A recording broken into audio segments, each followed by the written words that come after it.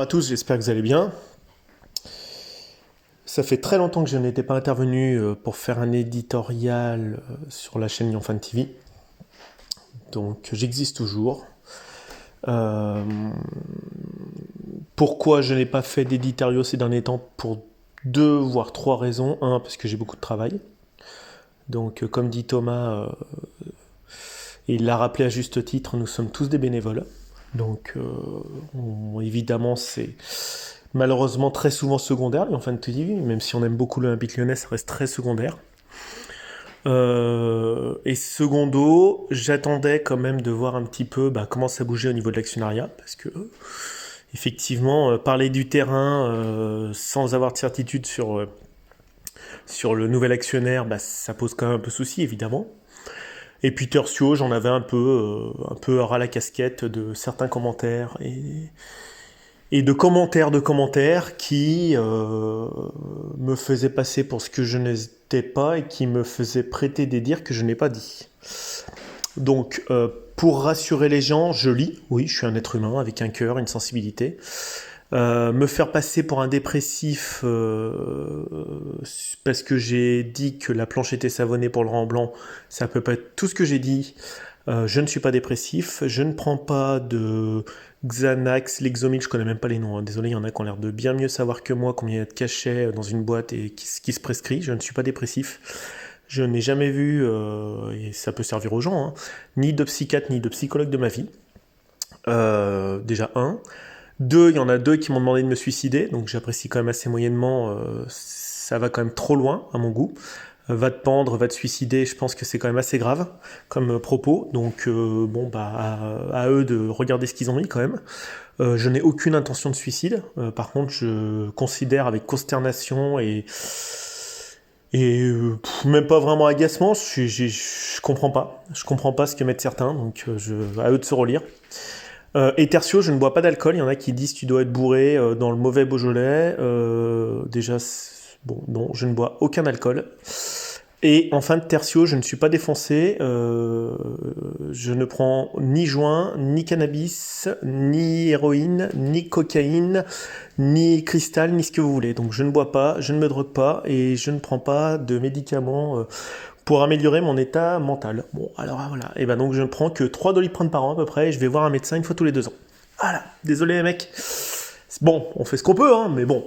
C'était juste une fois, bonne fois pour toutes, couper court à toutes les dires de dépravation dans lesquelles je tomberais et qu'ils ne sont pas la réalité.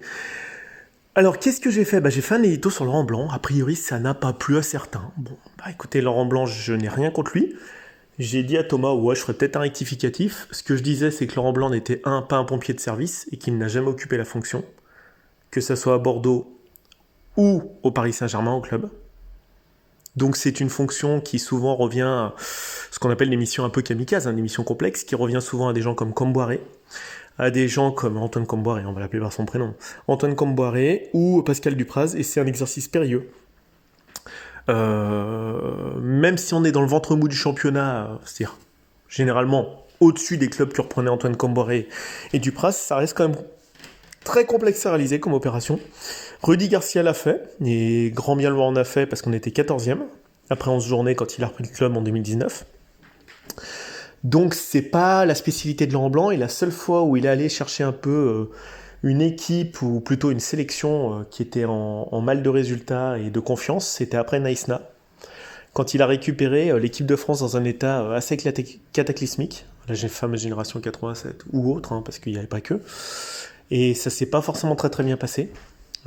Suite aux polémiques qu'il y a eu à la Fédé avec des discussions qu'on fuitait, enfin vous vous en souvenez de tout ça, hein. Donc sa période en sélection a été très très courte, malheureusement, à Laurent Blanc.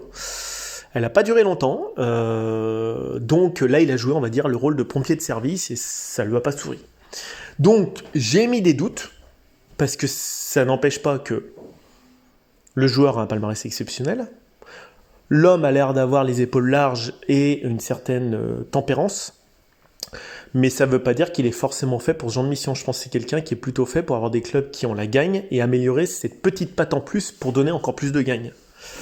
C'est pas un bâtisseur ou un Rambo de la mission désespérée. Voilà, c'est tout ce que j'avais dit. Ça m'a valu des quolibets de la pire espèce sur ma personne et autres. Bon, vous en faites ce que vous voulez. Moi, après, c'est notre club. Hein. Je suis supporter de l'OL en premier lieu, donc voilà. Et puis, j'ai eu droit à va supporter notre club. Non, sans faire d'historicisme, ma famille est depuis 600 ans sur Lyon, donc j'ai pas vraiment de leçon de lyonisme ou autre à prendre sur ce qu'est Lyon, la ville de Lyon et sa région. J'ai étudié l'histoire de cette ville en long, large, en travers, et je suis enraciné dans cette terre lyonnaise depuis très très longtemps, et ma famille aussi. Ça me donne pas plus de droits que les autres, mais ça m'empêche au moins de ne pas avoir cette critique, d'être un pur lyonnais, pur jus, contrairement à beaucoup de monde qui, par opportunisme, sont devenus supporters de l'OL. Voilà. Voilà, donc j'ai balayé tous les revers de main, d'un revers de main magistral sur ma personne, les dires. On a le droit de critiquer, si on n'est pas d'accord, mais attaquer la personne, ça ne m'intéresse pas des masses. Donc j'ai dit ça sur Laurent Blanc, alors après j'ai attendu, voilà, qu'est-ce que fait Textor? Bon bah a priori c'est toujours une certaine nébuleuse malheureusement, et c'est pas très drôle. Si vous voulez mon avis, je préférais qu'il ne vienne pas. Parce que de ce que je vois, de ce qu'il a fait dans certains clubs où il est actionnaire principal, enfin actionnaire avec des amis, parce que je sais pas trop si c'est son argent ou pas, ça n'avance pas. Un club de la dimension de Lyon est tellement gros aujourd'hui qu'il faut quelqu'un qui a des idées très claires et qui sache combien il met et de sous et d'investissement en sportif. Voilà. Et Monsieur Textor, à part nous parler de ces hologrammes de réalité augmentée, de réalité virtuelle, on ne parle pas vraiment de football, on ne parle pas de joueurs, on ne parle pas de centre de formation, on ne parle pas de transfert, on ne parle pas de vision, de Coupe d'Europe, on parle de rien. Voilà. Des rares fois où il a parlé, c'est pour chambrer Paris et Marseille. Nous parler de technologie. Moi, je vois pas du tout d'angle de tir pour notre club dans la période post Jean-Michel Aulas pour prêter une quelconque légitimité. Le seul qui serait gagnant de ce deal, c'est Jean-Michel Aulas. Allnest, les Chinois d'IDG et l'actionnaire principal du cinéma français, savoir pâté. Les supporters n'y gagneraient absolument rien à ce que les amis de Textor et Monsieur Textor dirigent ce club. Je vous le dis, tel que je le pense. Il n'y a aucune viabilité tel que ça a été vendu quand même depuis le mois de juin. Hein, ça fait quand même 5 mois. On n'a pas l'impression qu'il y a un vrai intérêt envers ce club. Voilà, avec des dires qui changent. Les 86 millions qui devaient aller vers le sportif et la formation, finalement, c'est pour combler de la dette. Information contradictoire. C'est pas très rassurant. Donc, si ça se fait pas avec lui, bah, presque tant mieux pour nous supporters. Alors, tant pis pour les actionnaires principaux, mais presque tant mieux pour nous. Ensuite, bah, je voulais dire, là, j'ai eu un débat avec Thomas hier. Il m'a dit, t'en penses quoi? T'as bien fait de pas faire un édito rectificatif sur Laurent Blanc, tu vois, ça va pas forcément. Alors, moi, Laurent Blanc, je lui jette pas la pierre. Je pense que vous pourriez mettre Pep Guardiola demain, ça changerait rien. Et j'en arrive au cœur de mon édito, après avoir fait 8 minutes d'explication sur les éditos précédents. Je pense que vous pouvez mettre Pep Guardiola, vous pouvez mettre Jürgen Klopp, vous pouvez mettre Carlo Ancelotti, vous pouvez mettre qui vous voulez, on se retrouvera sur la même situation. Alors néanmoins, je vais clôturer la parenthèse Peter Bosz. Paraît-il qu'il y a eu des problèmes de communication et de compréhension de ce que disait Peter Bosz. Évidemment, le niveau de français, et je m'étais fait tailler quand je l'avais dit, mais comme pas possible par certains supporters, c'est pas de la xénophobie, son niveau de français est trop insuffisant au poste de responsabilité qu'il a eu. Il a un vocabulaire beaucoup trop limité, et une maîtrise du français beaucoup trop limitée pour faire passer des messages de manière fluide et efficace. C'est-à-dire qu'il cherche ses mots, il a des mots à côté, c'est pas précis, il n'a pas le vocabulaire du football en français suffisamment étoffé. C'est une évidence. Donc, il paraît que les joueurs ne comprenaient pas ce qu'il disait. Mais même au niveau, pas que tactique, au niveau de la langue. Vous l'avez écouté en conférence de presse, c'était quand même très approximatif, sa langue française. Je suis désolé, il a un niveau B1, on va dire, sur l'échelle linguistique européenne. C'est pas possible à ce niveau-là. C'est pas possible. Ou alors, il parle qu'en anglais, comme c'est arrivé à certains coachs. Mais dans ce cas-là, ça sous-entend que le vestiaire maîtrise parfaitement l'anglais et que ça soit la langue de travail. C'est pas un souci, parce que je pense qu'il est très bon en anglais, comme beaucoup de néerlandophones. Mais le niveau de français était beaucoup trop hasardeux pour que ça coince pas un moment ou un autre. Voilà, on l'a vu tout de suite en conférence de presse, et il y avait un deuxième élément, c'est la méconnaissance de la culture de la Ligue 1, parce qu'il y a des choses que vous pouvez attendre aux Pays-Bas ou en Bundesliga, donc en Eredivisie, ou en Bundesliga, donc en Allemagne et aux Pays-Bas, que vous ne pouvez pas attendre des joueurs en France. Au sens où les joueurs français sont beaucoup plus passifs face à ce que doit dire un coach ou un management, c'est-à-dire qu'ils attendent des instructions. Alors qu'en Allemagne, en Bundesliga, et ça c'est très connu, c'est pas moi qui le dis, c'est des joueurs qui sont allés jouer en Allemagne, on attend déjà, au niveau nutritionnel, préparation mentale. Vous arrivez à l'entraînement, vous êtes déjà à l'échauffement, vous attendez pas qu'on vous dise de faire 3 tours de terrain. Il y a un côté passif, alors c'est culturel, c'est pas non plus une critique. Ça peut très bien marcher. Il y a un côté responsabilisation du joueur face à son aspect athlétique, son aspect nutritionnel, plus développé dans les pays comme l'Allemagne ou les Pays-Bas qu'en France. C'est évident. Voilà. Donc Peter Bosz attendait peut-être qu'il y avait des prérequis des joueurs qu'il n'avait pas. Voilà, donc ça c'est des choses, quand on le dit, il y avait un problème linguistique, et il y avait également un problème de l'approche de la Ligue 1. Quand il vous dit « je ne connais pas la Ligue 1, j'ai pas vu », on a l'argument, parce que ça a été sorti dans le monde de la Ligue 1, « oui, mais il a joué à Toulon ». Oui, en 1988, 91 je crois, c'est ça, ça évolue. C'était il y a plus de 30 ans. Pendant 30 ans, il n'a pas pratiqué la France, peut-être en vacances, mais ça change, les joueurs changent, la mentalité change, et moralité, il est venu quand même, excusez-moi, les doigts de pied un peu en éventail, et il est reparti 3 semaines en vacances sans se soucier de quoi que ce soit, alors que quand vous arrivez dans un pays nouveau, quand bien même vous pratiquez un peu la langue, il faut se remettre à fond dans la langue, et également à fond dans la culture de la Ligue 1, quoi. Voilà, c'est quand même, excusez-moi, à peu près normal, voilà, donc ça pouvait être malheureusement qu'un échec.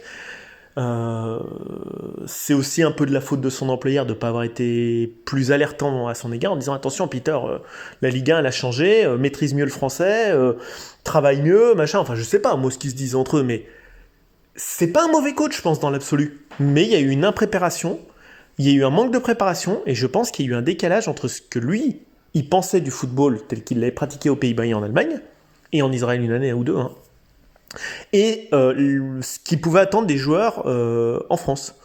Je pense qu'il y avait un énorme décalage. Voilà. J'en ai parlé avec Thomas, il m'a dit ouais, c'est vrai. C'est vrai que ça.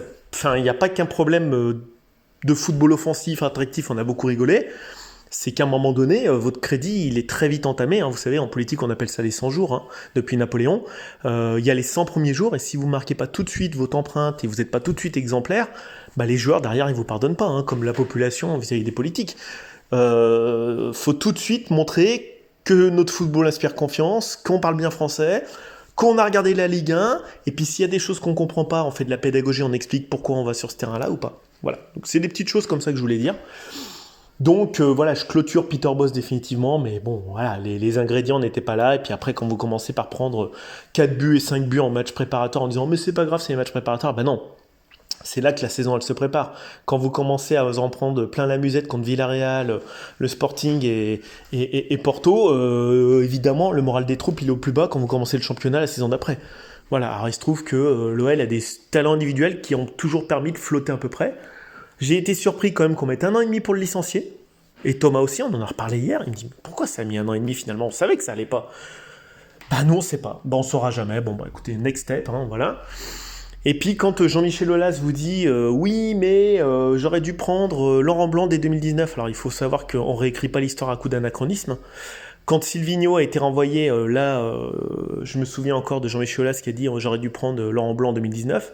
Il faut savoir qu'il a quand même pris quelqu'un qui s'appelle Rudy Garcia. Alors je sais que plein de gens le détestent. Excusez-moi. Si Laurent Blanc fait aussi bien que Rudy Garcia, on sera déjà content aujourd'hui. À savoir prendre un club 14e et le ramener 7e. En février, parce que ça s'est arrêté. L'année d'après, terminé avec 78 points, 4e sur le podium. Voilà. Et puis, quand même, la même année où il remonte de cette place, terminé en demi-finale de Ligue des Champions. Excusez-moi du peu. Et finale et demi-finale de Coupe nationale. C'est juste comme ça. C'est juste le bilan de Rudy Garcia. Peter Bosz qui a quand même bénéficié d'une hype terrible et on s'est fait tailler avec Thomas. Qu'est-ce qu'il leur a donné à côté de Rudy Garcia? Non mais regardez juste les résultats, la différence des résultats abyssale. Alors j'ai pas dit que le football de Rudy Garcia était beau, j'en suis conscient, mais ça me dérange un peu quand même que Jean-Michel Aulas dise « Je regrette de ne pas avoir pris Laurent Blanc qui au passage un membre, je ne sais pas qui, mais ça a été reporté plusieurs fois par la presse, a dit « Laurent Blanc est venu dans les mains dans les poches, il n'a pas préparé l'entretien de 2019 ». Ça a été dit par quelqu'un du club qui a fait l'entretien. Ça a été dit.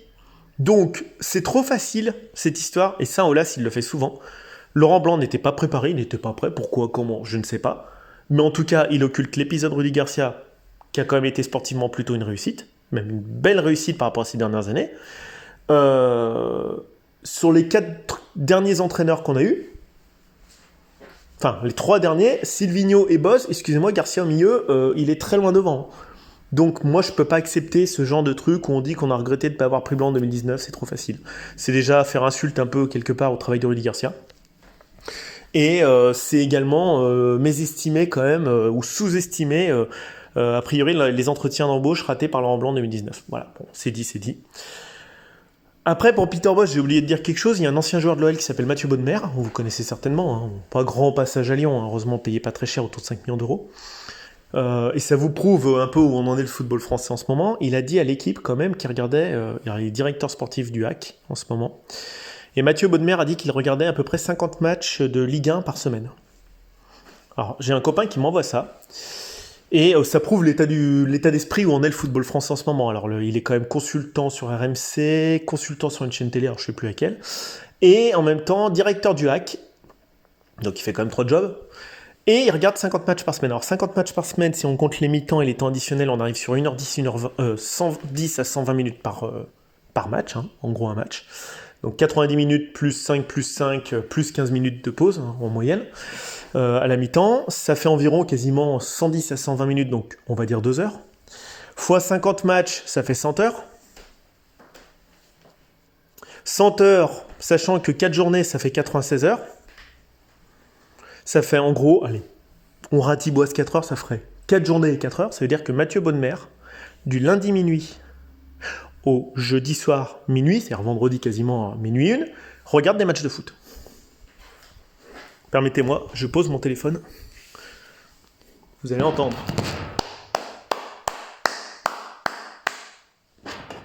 Franchement. J'en ai parlé à un gamin de 10 ans, il m'a dit ça peut pas coller. C'est-à-dire que le mec, il est assis sans sa télé de dimanche soir, 23h59, à vendredi à minuit 1, à regarder des matchs. Donc il lui reste à peu près, le mec s'endormir, hein. Il lui reste 3 jours où le mec il fait présentation, directeur du HAC et commentaire de match.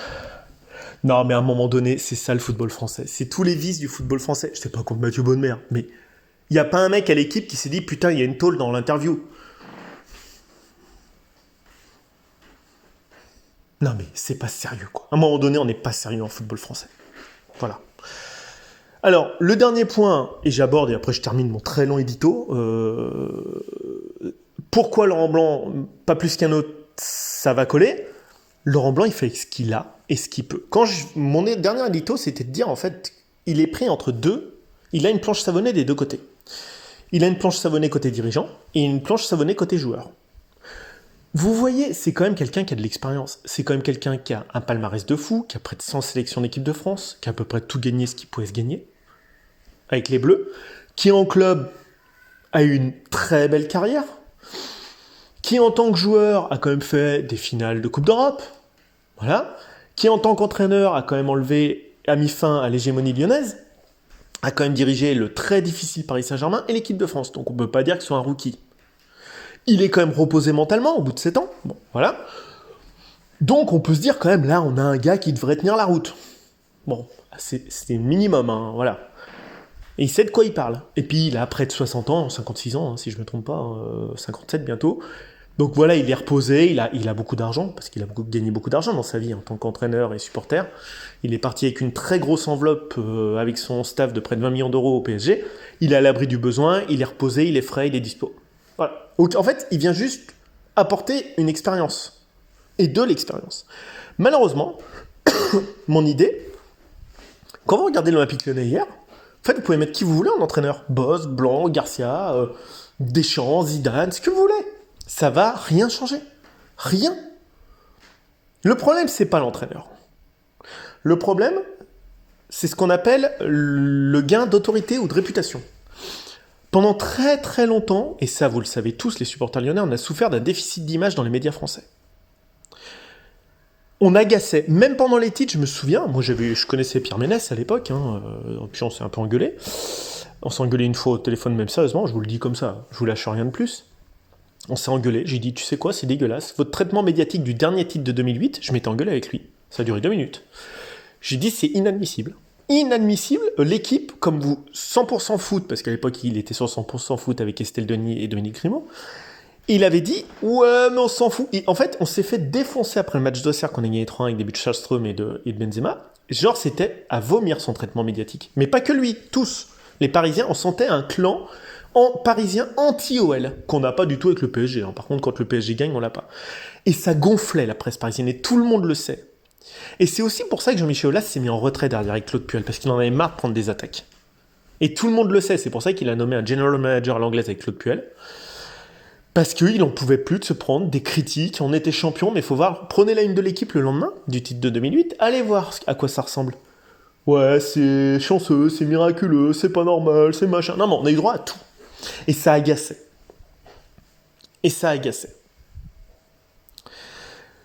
Mais en attendant, depuis, qu'est-ce qui se passe ? Hier, j'allume l'équipe TV après le match, bon, je regarde la chaîne Lyon Fan TV, et je vois qu'on parle de Lyon-Marseille pendant quasiment toute l'émission. Alors que c'était un match niveau Division 3, excusez-moi, franchement, c'est catastrophique. Mais ces deux clubs ont acquis, avec leur titre et dans la durée, ce qu'on appelle une renommée. C'est-à-dire que Lens, qui est deuxième, on s'en fout. Ils pourront faire ce qu'ils veulent, on s'en fout. Mais Lyon, on s'en fout pas. Ils ont une renommée comme Marseille. Donc on peut être 7e, 8e d'année en année. On a notre réputation qui a fait défaut à Jean-Michel Aulas, tant au niveau personnel dans ses affaires qu'au niveau du club. Il a beaucoup dû courir après une acquisition de réputation, comme la réputation sur Internet. Voilà. Il a eu beaucoup de mal. Cette reconnaissance, il l'a pas eu beaucoup. Et en fait, maintenant qu'on perd, on est un grand club. Donc on va parler de vous, même si vous êtes nul, vous êtes 15e, on va parler de vous, et on va pas parler de Lens qui est deuxième. Mais le côté dangereux de cet emportement médiatique parisien, c'est qu'en fait vous êtes un bourgeois installé. Et dans le management, on est des bourgeois. Les joueurs également, ils savent qu'ils jouent pour l'OL, vous les prenez 8e, vous les mettez à vous les mettez à Nice. Mais ils peuvent pas avoir la même attitude, ils sont plus en danger. Nice n'a pas acquis ses lettres de noblesse. Donc quand ils enfilent le maillot, ils pensent qu'ils ont du confort, les joueurs, comme les dirigeants. Donc les remises en cause pour changer Peter Bosz sont longues, les remises en cause d'exigence que veut apporter Laurent Blanc de l'exigence, c'est long, parce qu'on a face à des pharaons, comme disait Jean-Michel Aulas face à Chris et compagnie, nous sommes face à des pharaons. Pape Diouf avait dit pas mieux, il avait dit nous sommes face à des nababs dans le vestiaire. Et Mandanda s'était emporté, je crois, à l'époque. Voilà. Donc vous êtes face à des pharaons, des nababs, des gens qui sont des bourgeois, sont dans le confort, n'ont plus besoin de se remettre en cause.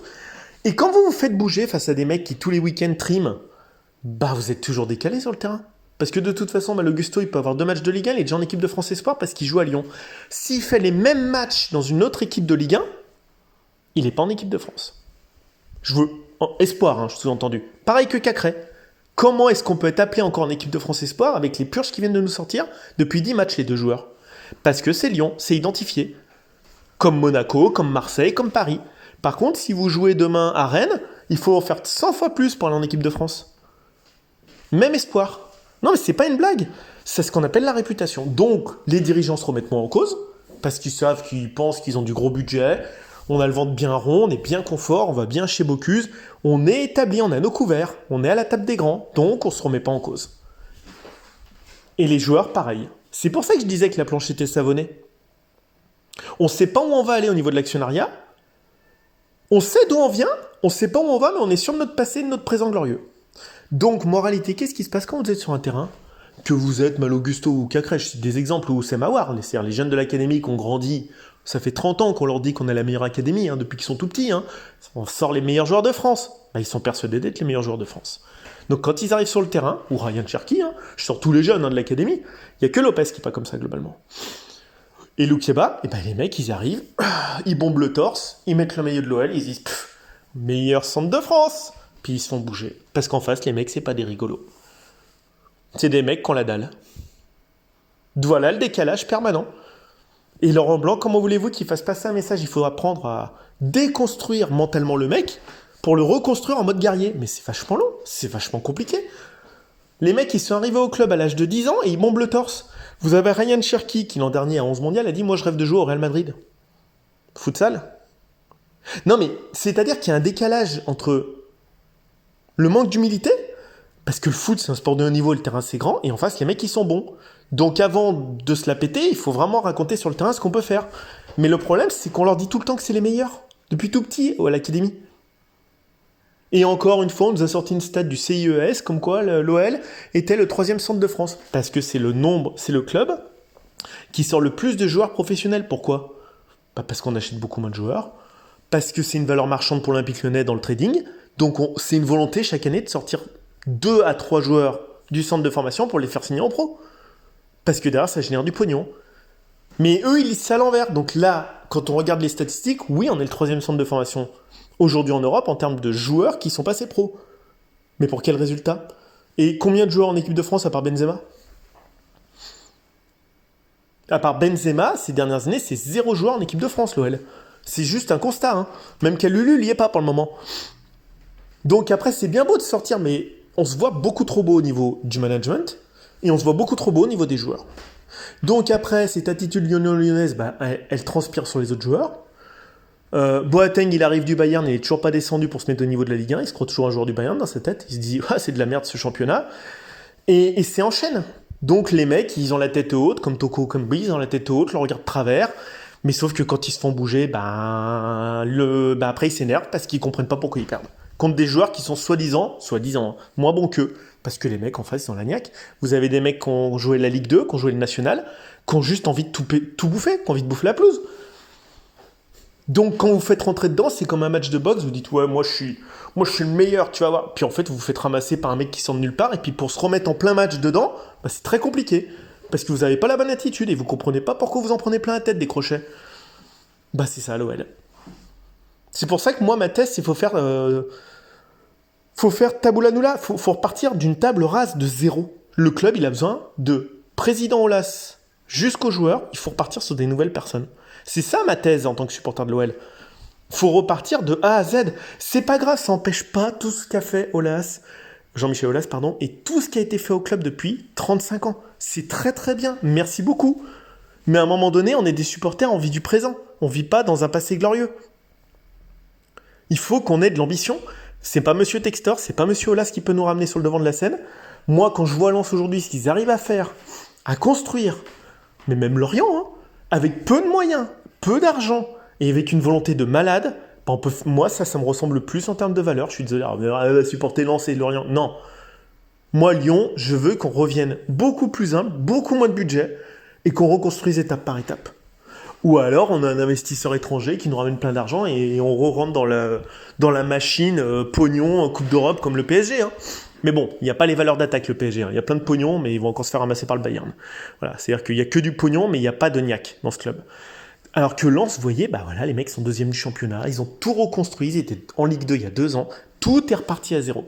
Donc voilà ma thèse, pourquoi c'est compliqué pour Laurent Blanc ? Parce que Laurent Blanc, il a des principes de jeu, il a un principe d'exigence, mais exiger de quelque chose de quelqu'un qui est devenu un nabab, qui est devenu un gros bourgeois, que ce soit un joueur ou un dirigeant, c'est compliqué. Et Laurent Blanc, il va très vite le voir et ça va très vite l'agacer. Mais lui, il n'a plus rien à prouver de sa vie. Il a bientôt 60 ans. Son palmarès, il est là. D'entraîneur et de joueur. Il n'a plus rien à prouver à personne. Champion du monde, champion d'Europe avec la France. Champion de France avec les Girondins de Bordeaux. Quart de finale Ligue des Champions. Champion de France avec le PSG. Il a rien à prouver. Rien, Laurent Blanc.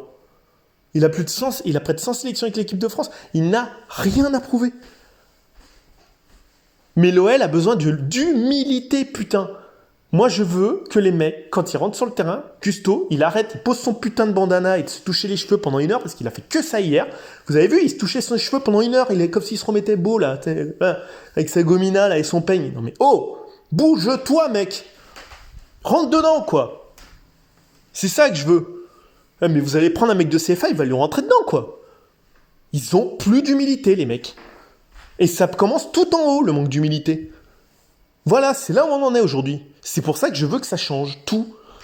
Alors après, allez au club, allez nourrir le stade, allez à 60 000, vous leur donnez raison. Voilà, c'est tout. C'est pour ça qu'il faut que ça change. Et Laurent Blanc, évidemment, on ne peut pas avoir mieux. Mais lui, il n'est pas en phase avec les valeurs prônées en ce moment, ni par les joueurs, ni par la direction. Et ça, je vous dis que ça va pas durer longtemps l'affaire. Parce que connaissant le bonhomme, il a de la personnalité, ça va pas lui plaire longtemps le truc. Alors autant Peter Bosz, c'était un homme assez politique et apparatchik, autant Laurent Blanc, ça va vite lui casser les couilles. Excusez-moi de l'expression, ça va très vite lui casser les couilles avec Passy. Voilà. Et c'est pas un mec qui a la langue dans sa poche qui va vous dire non, non. Il va dire à un moment donné, il y a un manque de travail, il y a un manque d'humilité, ça va pas. Vous voyez des mecs comme Cacré, et le mec il régresse quoi. Il est niveau Ligue 2 là. Comme Gusto, et il est en équipe de France Espoir, pourquoi ? Parce qu'il joue à l'OL. Et vous savez, ça c'est notre mal, de se croire plus beau qu'on est. Et Thomas, il en avait déjà parlé, il a dit la princesse, elle est trop belle. Bah ouais, mais c'est pas... Ça vaut pour tous les joueurs du centre, à part... Alors Luc Ebba, je connais moins. Lopez, il a jamais été comme ça. Lopez, il a jamais triché, il est toujours à fond. Hier, il nous sauve encore la baraque du 2-0. Hein. Voilà. Lacazette, il est pas comme ça non plus. J'en ai oublié un quand même. Et Tolisso non plus. Bon. Mais chez les derniers de centre de formation, hein, je les ai cités, hein, Cherki, Aouar, Cacré, Gusto, non mais les mecs, ils se racontent un monde qui n'existe pas hein, dans leur tête. Hein. On les a beaucoup épargnés jusqu'à présent, mais honnêtement, ils se prennent pour ce qu'ils sont pas, et ils n'ont pas prouvé grand-chose sur le terrain. Donc après, en Ligue 1, ils se font menacer, parce que comme dit Laurent Blanc, ça joue vite, ça joue physique. Voilà, j'ai terminé. Bah, bon édito à vous. Moi, je pense que franchement, les supporters en ont un rôle à jouer. Et il faut que ça change. Allez, ciao.